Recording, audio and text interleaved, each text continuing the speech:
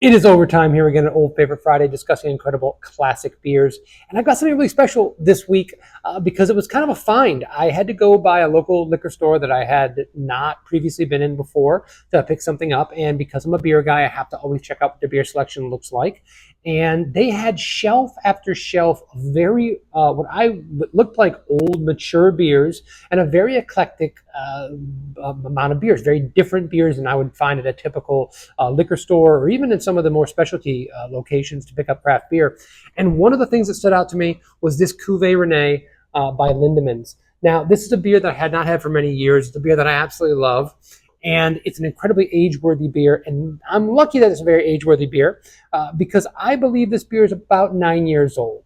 So there is a code in the back. There's actually no date stamp on this, but there is a code that you can kind of look up. And I was looking on the internet, and from the way some people are deciphering these codes, this beer was potentially brewed in 2016. Now, I'm not 100% sure on that. It could be a little bit younger, a little bit older. There was no definitive aspect of that code. But a couple things lead me to believe that this beer might be a little bit older or in the older side of things. One, this beer has a little more of an orangey tint to it. I believe when this beer is younger from my recollection, it's a little bit lighter in color, and beers tend to darken a little bit as they age. Also, this beer is bottle conditioned like a champagne. This is one of the things that makes it such an age-worthy beer. And if you can kind of see, the bubbles aren't as vigorous, and even tasting it, the bubbles are a little bit softer on my tongue. You also will lose a little bit of carbonation potentially over time with a beer like this. So it tracks with the age the sensory experience is definitely tracking with what my research would say about the age of this beer. I'm talking about how this beer kind of came into my lap and some of the things about it without really even getting into what this beer is. This is Lindemans. This is a brewery that many people know for like their framboise lambic. And a lot of people were kind of introduced to lambics that way. And if you are familiar with it, that is a raspberry beer, for instance, that while it is a sour, has a lot of residual sugar to it. So it's a lot of people's like first fruit beer would be the Lindemans Framboise. Very widely available down here on draft for many, many years. There's still some pockets you can find it at. So for many people, that's like what they think Lindemans is. And listen, there's nothing wrong with that beer. I actually can't believe I haven't done that beer on Old Favorite Friday because it is delicious. But this is a traditional goose or goose. I might have pronounced the first one right anyway. But this is a blended lambic where 1/3 of the beer is from a 3-year-old lambic that's aged in foudres, these giant wood vats, and 2/3 of the beer is blended from some younger lambic. And that blending process is really important because each part of that blend adds different flavor and complexity to the beer. Also, the younger beer has a little bit of residual sugar potentially left that helps the bottle conditioning and just in general kind of softens the beer up with the two beers being blended together. And for a goose, you have to do blending of older lambic with younger lambic. This is their blend. It's 1/3 and 2/3. Is what they've been doing. This is a really well-respected beer, and if you are into sours and wild ales, it's a beer that you would be very, very familiar with. It's got a legacy going back a long way. This beer was first brewed back in 1994, and when you talk about introducing people to wild ales, this is a great place to start because a lot of the modern day wild ales, especially from American breweries, they focus on tartness so much. It's just tart, almost to a point for me where they become undrinkable. I'll actually get the acid reflux of when I drink some of those beers.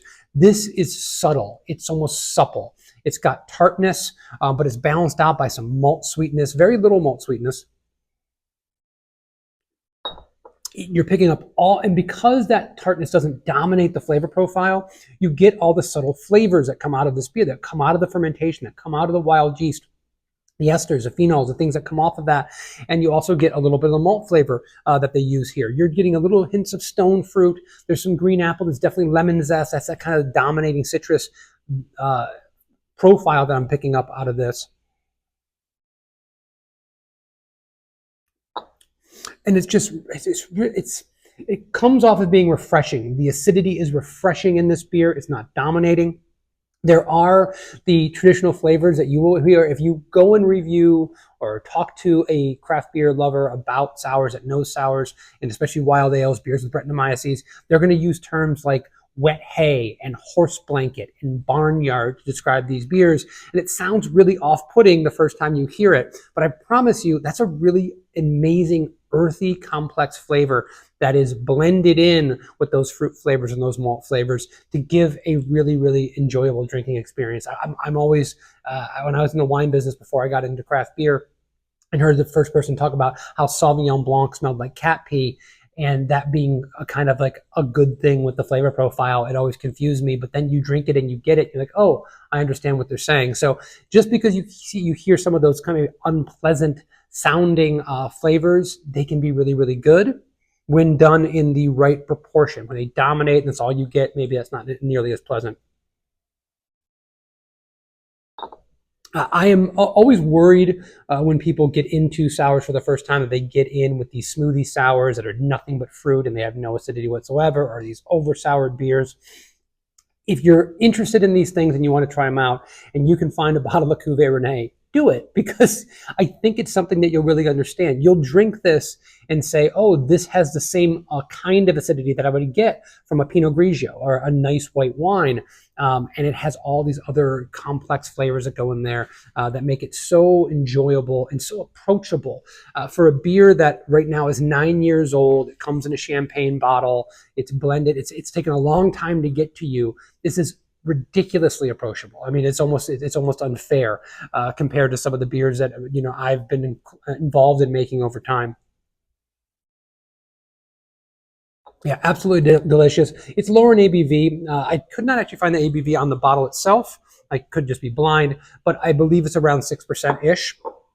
So it's not a high ABV beer. This is the kind of thing you can actually crack open and drink yourself, and it's dangerously drinkable at that ABV and with this flavor profile. I may have to finish off this bottle myself before the end of the day. Sour beers, wild ales, they can be difficult to pair, but you think about how well white wines pair with food, and especially more acidic white wines, and you can see there's a lot of options out there.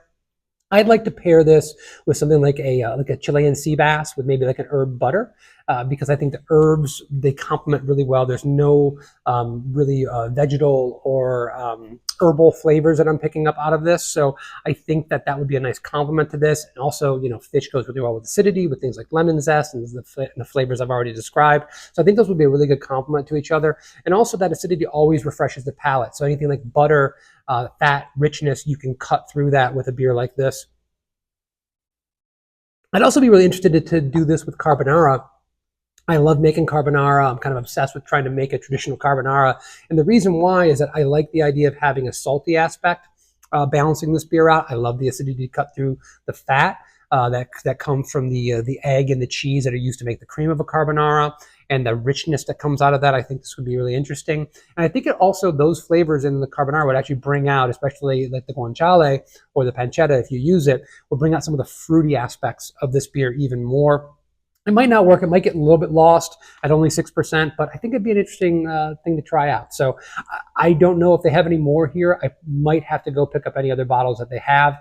If you can't get your hands on this, I can understand it. This may be a harder beer to come by, but if you have a chance to get your hands on it, or if you are like me, you have a bunch of beers in your cellar and you've got one of these banging around in there, take it out, drink it. It's really, really good. Share it with somebody, maybe for the first time, who's having a wild ale, and let them experience it, because it's really great, and we need to expose more and more people to these styles of beers. Unfortunately, there's less and less people doing it, and they're so good. So thank you guys very much for joining me, like we always do, for Old Favorite Friday. Please send in your suggestions. I love hearing what you guys are drinking for Old Favorite Friday. Please poke around on the channel and see other reviews of beers just like this, beers that are lovely, that are amazing, and that are timeless. And we'll see you next week. Cheers.